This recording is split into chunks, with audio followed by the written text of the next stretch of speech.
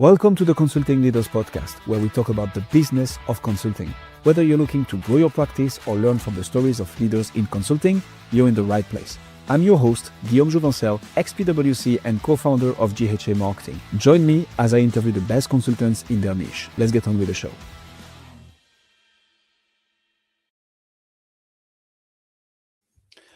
Harold, welcome to Consulting Leaders. Happy to have you. Excited to be here. Thank you for having me. Let's do this. Let's jump straight into it. What pulled you into the social sector, Harold, and what eventually led you into consulting? Yeah, it's a pretty interesting story. I know I came to this space a lot different than most consultants. So I actually started my career in the classroom. I was a eighth grade science teacher in an urban inner city community in West Dallas. I had an opportunity to do a really incredible program called Teach for America. And so I packed my bags, grew up in Indiana, had never been to Texas before, and day after graduation, headed to Dallas, Texas to become a teacher. I didn't study education, so I got up to speed really quickly through their training. And then I had the opportunity to spend 2 years in an incredible community.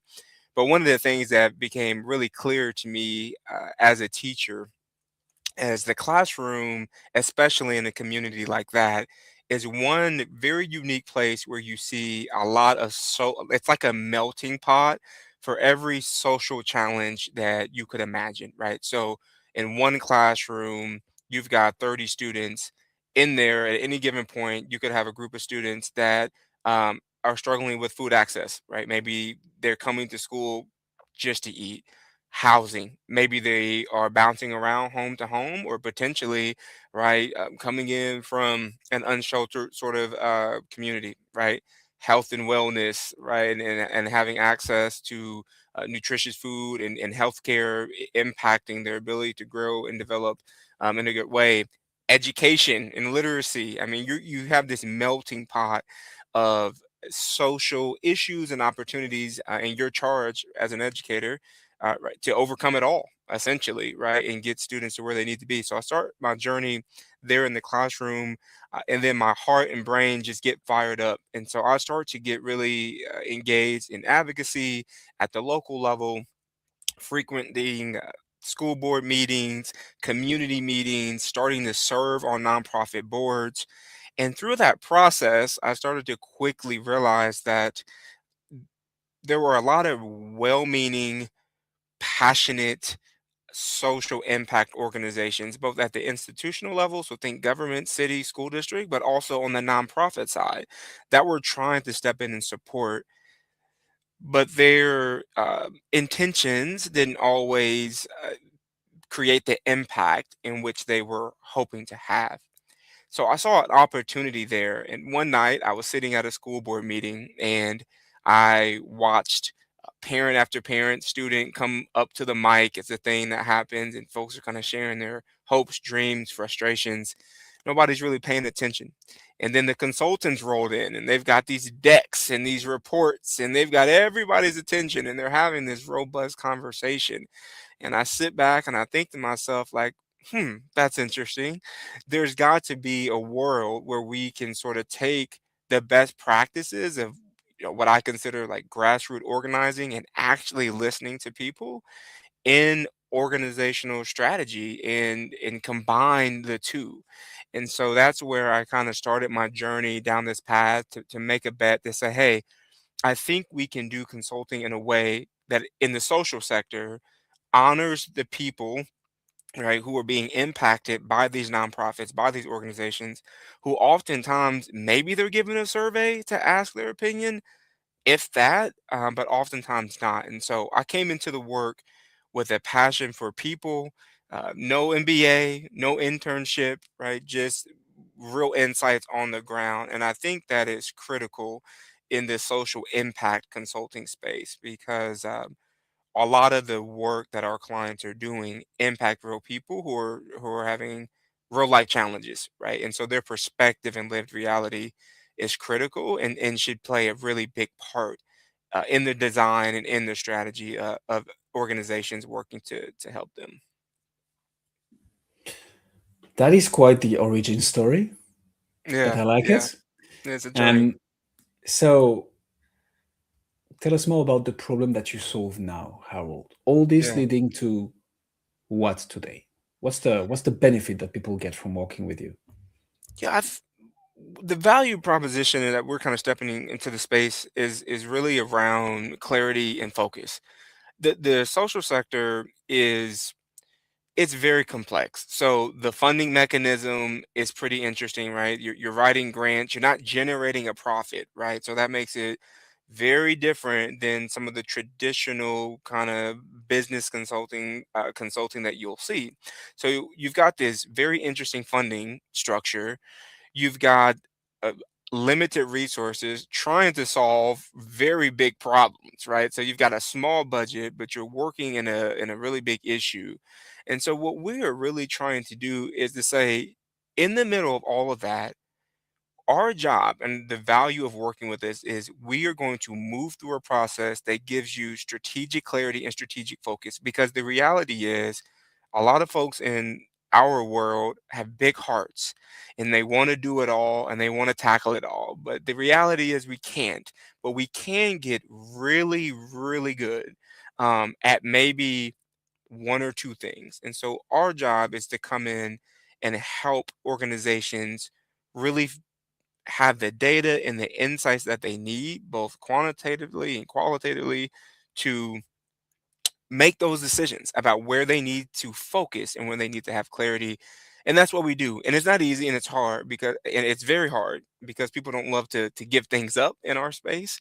But that's really where we come in and can be of huge value, is to create that strategic focus and clarity. And that typically unlocks a lot better team culture, better fundraising, because we're all on the same page and we're going in a dedicated direction compared to spreading ourselves thin across lots of other pathways. So I'm gonna go down a bit of a rabbit hole here. Let's do it.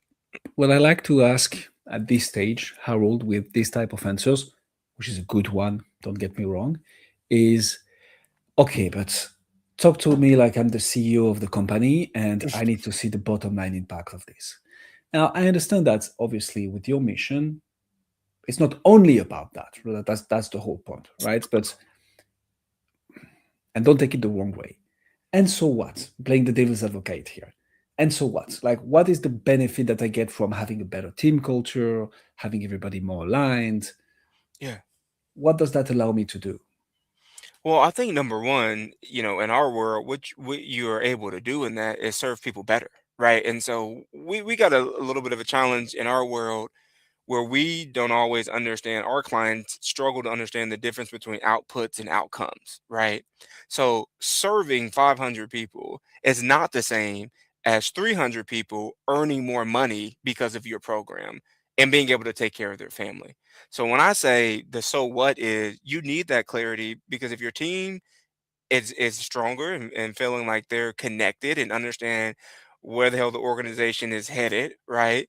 If funders understand that your vision is really clear and they can make more of an investment, then the bottom line in our world is that actual people have better outcomes, to have better choices for themselves in the social sector. And that's all we're pushing for at the end of the day, is we can't, no nonprofit can make anyone do anything, but what they can do is have really strong programs that truly do give folks an opportunity, right, to have access to a fulfilling life, career, so on and so forth. So I would say the so what is, people have better lived realities. Their family trajectory can be changed, right?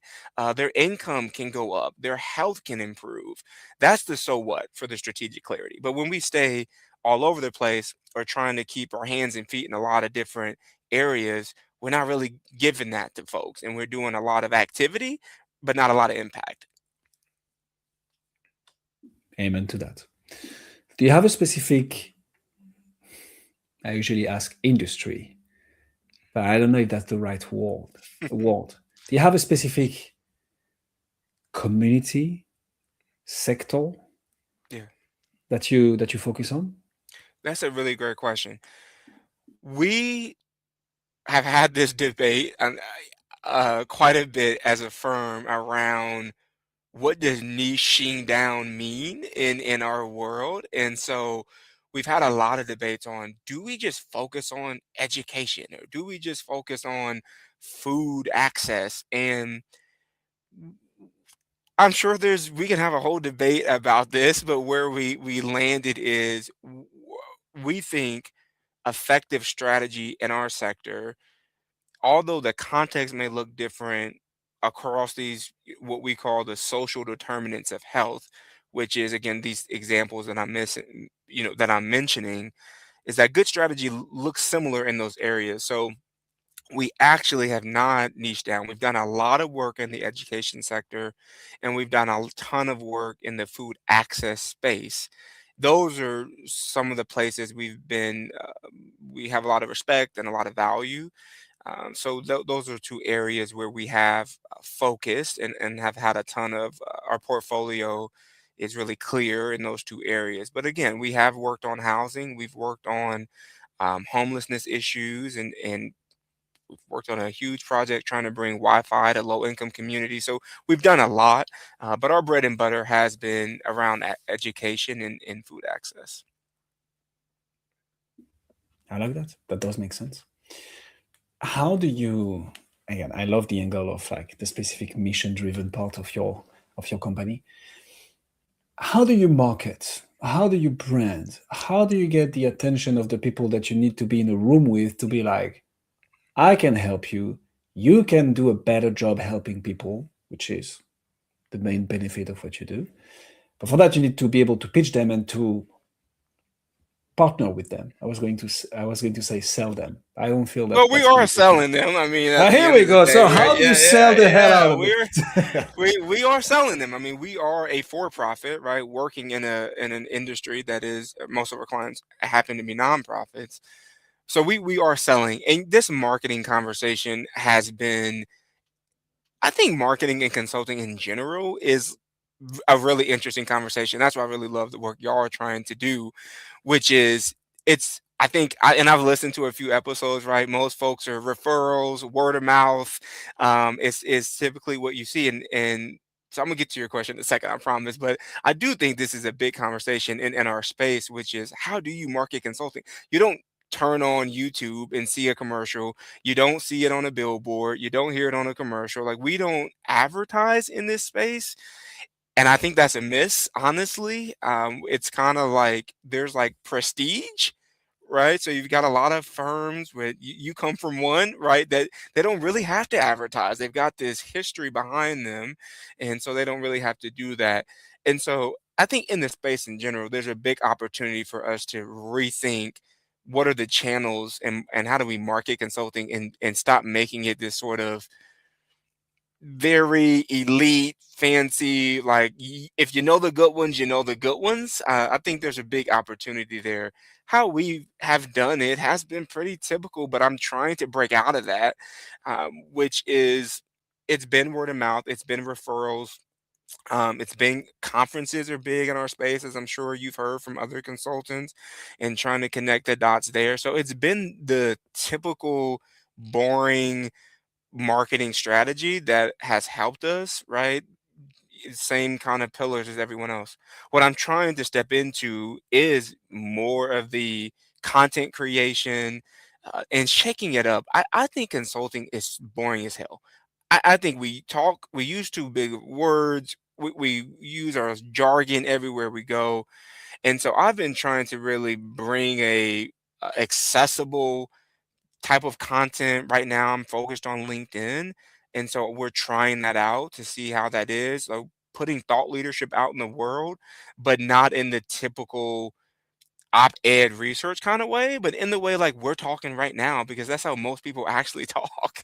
And so that's what we're trying now. But historically, it has been your common channels, right? Referrals.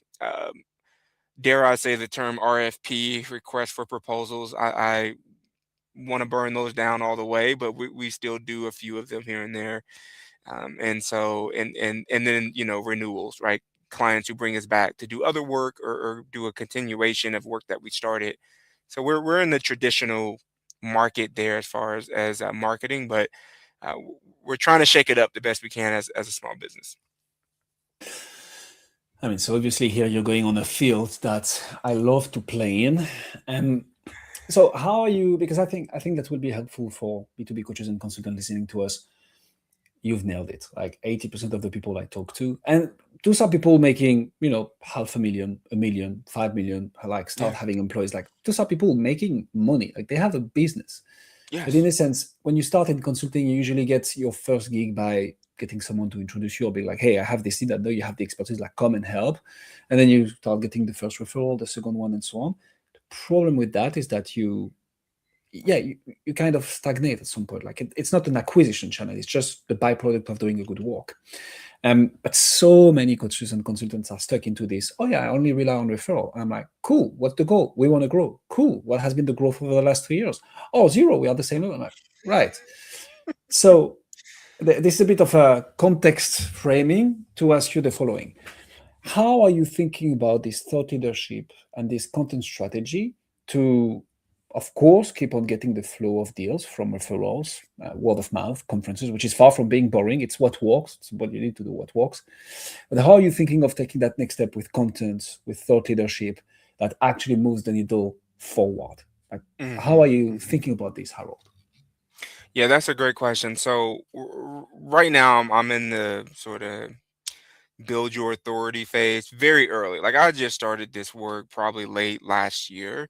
It's been something we've talked about for years, but to your point, we were building a firm. We have staff, we had clients all over the country. I was not in that position on, they say, work on the business, not in it. That wasn't my story. I was very much in the weeds of our work and still am, but in trying to pull back to focus on this content component. One of the things that I'm doing that I think is unique to our space is I'm really leaning into the contrarian thought conversation in content because at least in the nonprofit sector, because we're like the fundraising ecosystem is really around basically saying everything's working. w- Our space doesn't really talk about all the things that actually don't work, right? Because we have to carry this facade of every program is great, love our mission, look at the great work that we do, we're trying to help people, and we carry that narrative everywhere. So what that means is when you go to our conferences, when you read our news articles, like we're really just dancing around some pretty critical issues. And so I'm really taking this a risk in saying I'm going to talk about all the stuff that I know because my clients are talking to me about it at dinner and on phone calls, right? But outside of the stage, if you will. So I'm taking the approach of I'm going to demonstrate to my audience I know what's actually going on, right? And you've got a friend and a champion in me, and I know the real, right? And so I'm hoping to attract leaders in the nonprofit sector who say like, yeah, honestly, I'm kind of tired of pretending, and I do want to think about doing our work differently, and I don't want to continue down this mundane road of business as usual. So that's how I'm structuring the content in an attempt to attract the client type that's also kind of at their wits' end, loves the work but ready to do something different. And so that's been the approach that I'm trying out. We're trying the same things. We've got the lead magnet and we're developing our funnel. We're new into it, right? Um, and then the last thing I'll say on that, I think there's a new generation of nonprofit leaders, right? So in the past, everybody was getting old, right? And so YouTube and social media, like it didn't make sense for consultants to market there. I think we are seeing a new generation of leaders who are getting their information from social media, and so I think there's an opportunity there to think about thought leadership more than TED talks and op-eds, if that makes sense. It 100% does. I like it. How do you move from that, Harold, to a conversation, a sales conversation, an SOW, a letter of engagement? Can you walk us through your sales motion from the boring traditional methods of conferences, word of mouth, referrals, Hmm. but also from this new endeavors this new journey that you started on, which is content thought leadership. How do you move from reach and thought leadership to for-profit deals? Yeah, that's a good question. I'll start on the traditional structure first around the outreach and so on and so forth. So again, typical to lots of things I've heard before, introductory conversations, trying to show a lot of really strong work samples, being able to demonstrate to a client, here is an organization that we worked with, similar size, similar budget, similar challenges, and here's what we were be able to do with them. One of the things that I'm really proud of that we do is we do net promoter as a firm. I always joke that like consultants don't really like to evaluate themselves or their work, and I think there's a huge opportunity there. We always say we're so great because we're having referrals, but we don't really have the data always to back that up. And so one of the things we also use in our outreach and in our conversation is to demonstrate, hey, we've got a 90 net promoter score. People love working with us.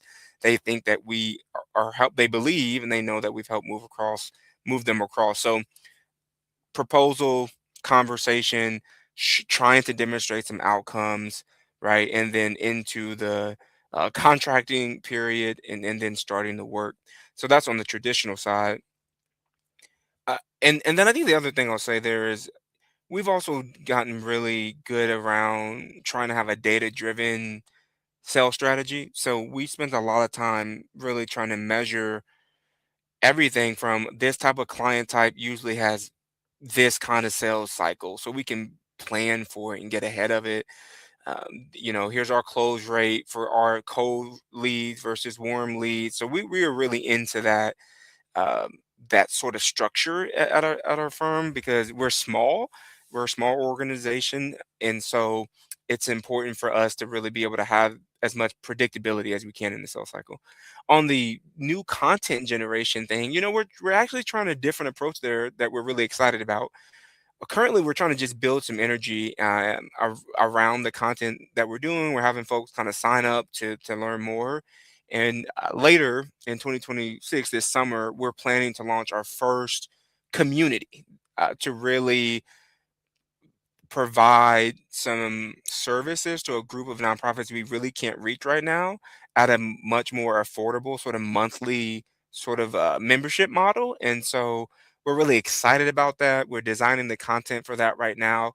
I mentioned earlier, like, hey, we're really trying to get to these folks who want to shake things up. And so we're building content for those people. And we're going to try to provide that in a way that is financially accessible and accessible. So online with some pop-up community events. And so we're trying to shake up the space, man, and get out of the RFP and the coffee chats and all of those things. Like we'll continue to do some of the traditional work as long as we need to, but we're really excited about this online community. I don't think our sector has had access to that kind of structure because we are so traditional. So I'll be looking for our first 25 members this year and really excited. And maybe we can check in with you later this year and check in on how that's going. Would love that. It's funny because you know what? I'm gonna announce it here for the very first time on this podcast, Harold. Drum roll, Um, please. we have been playing with building a community as well. We started in November last year, so that's about 2.5, 3 months. It's free, um, and I've been flabbergasted by the results in terms of engagement, in terms of people joining the masterminds, instead of in terms of people becoming clients afterwards. Yeah. Um, I think like if built properly, I'm happy to have that chat. Just from that's not what we offer. That's not what we do. It's just like we are experimenting with that. But I think in a day and age where AI is everywhere. Everybody tries to just, regurgitate content from ChatGPT on LinkedIn. Everybody tries to automate everything to the voicemail and to the person who picks up the phone. People crave that human connection with peers, with people like Yeah. them. I think being able to offer the platform for that.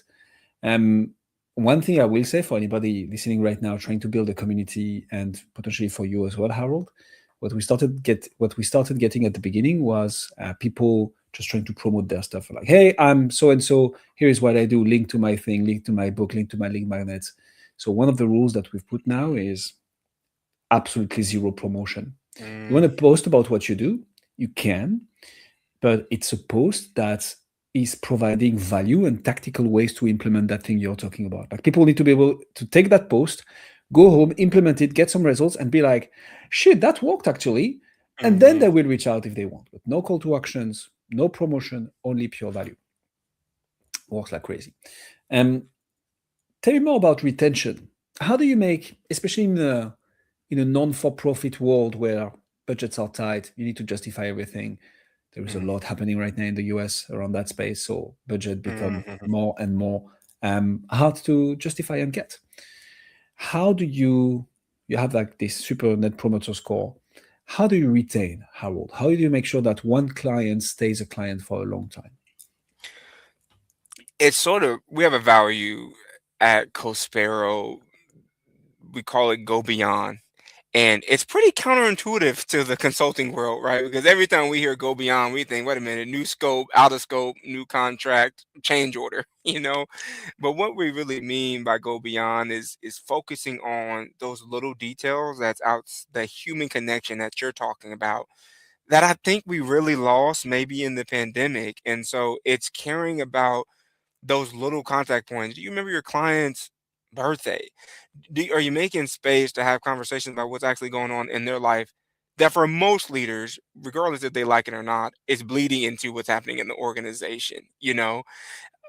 Are we making space to again just check on folks on the human level, and are we thinking about those little details that yeah, could you charge an extra $300 for an hour to do it? You probably could, right? But we do it. We take care of that, and I think our clients recognize that, and they see that care in us. That we're willing to take an extra call with a board member without sending you an invoice for it, And so we're able to do those. I mean, I'll give you an example. This week, we have a client. They're incredible. Their board's having some interesting dynamics, but I've probably had 4 conversations this week, maybe a total of 2.5 hours spent that I know were important conversations to have. Are they out of scope? Yes, they're out of scope, but they're connected to the work, right? But I know, I believe, and I'll ask them how I showed up in those conversations. I hope that they know that I see where they're at and I value where they're at and I value our relationship, not only as consultant to vendor, right? But just human to human. And so that's how we really try to cultivate that over time and lean into that value. And again, on our survey, we ask clients, did you feel like we went beyond in our work? And if we didn't, give us some feedback on how we could do better. Amen to that. Harold, I like your what I'm gonna assume is, and you correct me if I'm wrong, your growth mindset. And that's one of our core values at our company.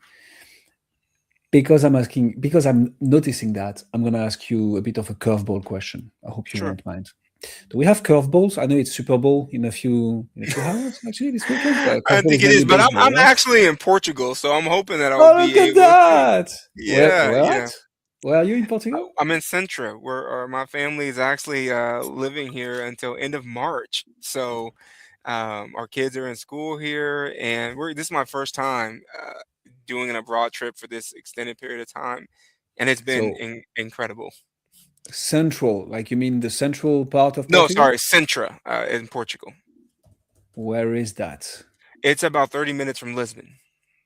Okay, south. So Mhm. I lived for 6 months in Ericeira, which is about Oh, 30 minutes north of Lisbon. yeah, Anyways, we're, yeah, we're gonna exchange Portugal good addresses off the record. Um, awesome. a bit of a curveball question for you, Harold. What is what is your number one challenge in your business right now? What's that nut that you're trying to crack? That once you crack, you're gonna take the whole thing to the next level, in your opinion? Yeah, I love that question. Let me know if this doesn't answer and I'm done. But I think the conversations we're stirring up as a firm and the way that we're trying to push our clients, our biggest challenge right now is are we too far ahead of where our space is? And what risk does that pose to us as a business? And I think as a small business working in a very interesting sector, right? We don't have the resources to do a lot of R&D, market research, right? We've done some, done interviews, we've done surveys to see where people, what they want and how much they would pay for it. Like we've done those, best practices, of course, not at a huge scale. But I think one of the things we're challenged with right now is, you know, my wife asked me a couple months ago, hey, when you got into consulting, it wasn't to do it like everybody else. You did it because you wanted to push organizations that have some audacity to do their work differently instead of talking about the ideas all the time. Let's take one of them and actually try to put them into motion. And I'm trying to lean into that. And so the challenge that we're having, that we might have, is our space ready for that? Because they like to play by a very traditional, old school kind of playbook.